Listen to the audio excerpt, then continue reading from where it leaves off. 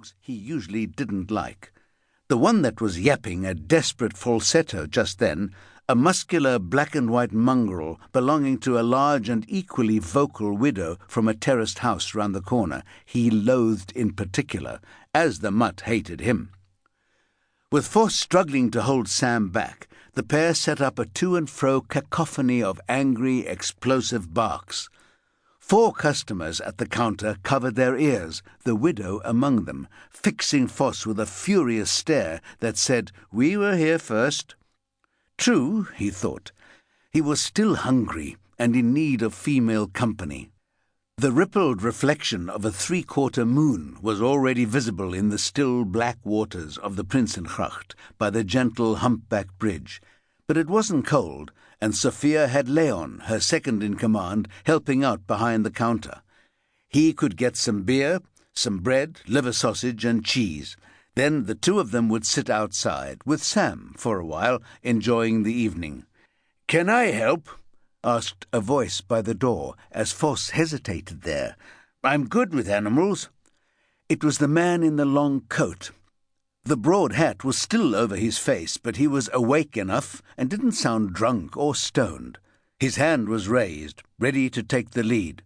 Sam looked at him, and to Vos's amazement, stopped barking. "Thanks, won't be a moment."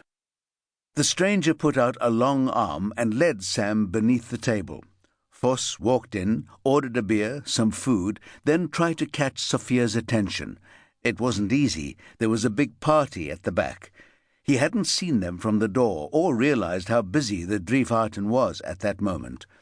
She came with the drinks and the liver sausage he'd ordered. "We could sit outside if you like," he began. Sophia Albers was 35. She'd rented the bar a few years earlier, just before he moved into the ramshackle boat outside the door. A brief marriage lay somewhere in the past, and a few boyfriends along the way. The Jordaan was her home, and always had been. It was second nature to be generous to the motley band of customers who wandered through the Drievaarten's worn wooden interior, young and old, rich and poor, decent and occasionally crooked.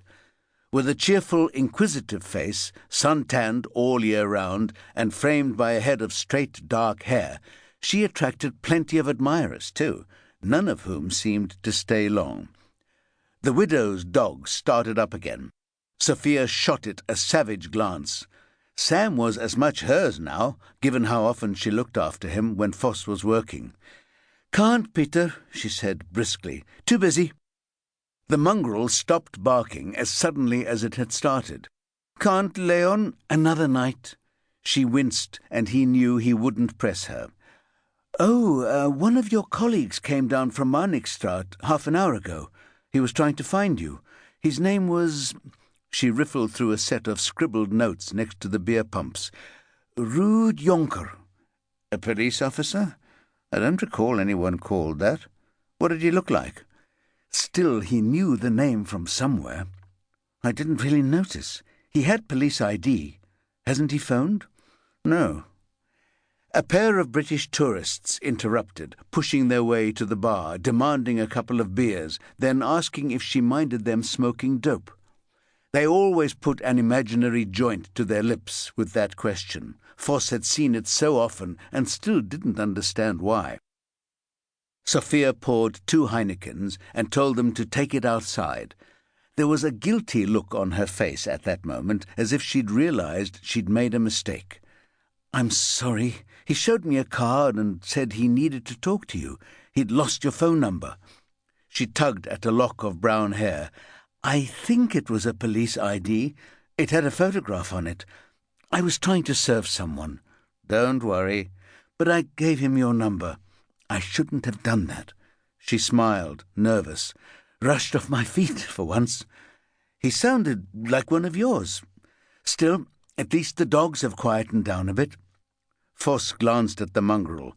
It was curled up beneath the widow's sturdy legs, seemingly fast asleep. This seemed odd.